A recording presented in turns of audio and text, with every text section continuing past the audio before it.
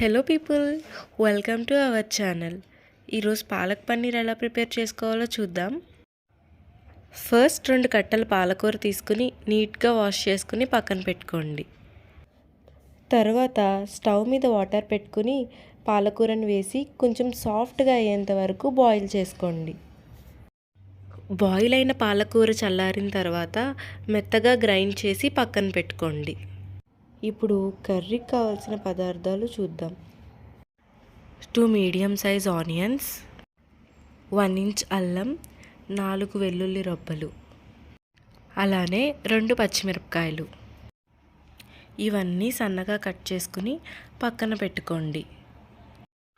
ఇప్పుడు స్టవ్ మీద కడాయి పెట్టుకుని దాంట్లో 2 టేబుల్ స్పూన్ల ఆయిల్ పోసుకోండి. ఆయిల్ కొంచెం హీట్ అయిన తర్వాత దాంట్లో సన్నగా తరిగిన అల్లం వెల్లుల్లి ముక్కలు, సన్నగా తరిగిన మిర్చి, ఆనియన్ యాడ్ చేసుకుని కొంచెం సాఫ్ట్గా అయ్యేంత వరకు వేయించుకోండి. అవి కొంచెం సాఫ్ట్గా అయిన తర్వాత 2 మీడియం సైజ్ టమాటోస్ని తీసుకుని పేస్ట్ చేసి అందులో యాడ్ చేసుకోండి. పచ్చివాసన పోయేంత వరకు ఫ్రై చేసుకోండి. ఈలోపు పన్నీర్ ముక్కల్ని క్యూబ్స్గా కట్ చేసుకుని ఆయిల్లో గోల్డెన్ బ్రౌన్ వచ్చేంత వరకు ఫ్రై చేసుకోండి. టమాటా కొంచెం సాఫ్ట్ అయిన తర్వాత అందులో ఉప్పు, కారం, ధనియాల పొడి, వేయించిన జీలకర్ర పొడి వేసి కలుపుకోండి. ఈ మసాలాలన్నీ వేసిన తర్వాత ఆయిల్ పైకి తేలేంత వరకు కుక్ చేసుకోవాలి.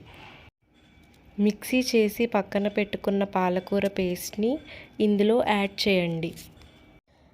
దానిలో కొంచెం వాటర్ యాడ్ చేసి మిక్స్ చేసుకుని ఒక 5 మినిట్స్ స్లో ఫ్లేమ్లో కుక్ చేసుకోండి. ఇప్పుడు వేయించి పక్కన పెట్టుకున్న పన్నీర్ పీసెస్ని ఇందులో యాడ్ చేసుకోవాలి. ఇప్పుడు మూత పెట్టుకుని ఒక 5 మినిట్స్ కుక్ చేసుకోవాలి. ఇప్పుడు తాలింపు పెట్టుకుందాం. తాలింపు కోసం ఒక గిన్నెలో 2 స్పూన్స్ నెయ్యి వేసుకుని హీట్ చేసుకోండి.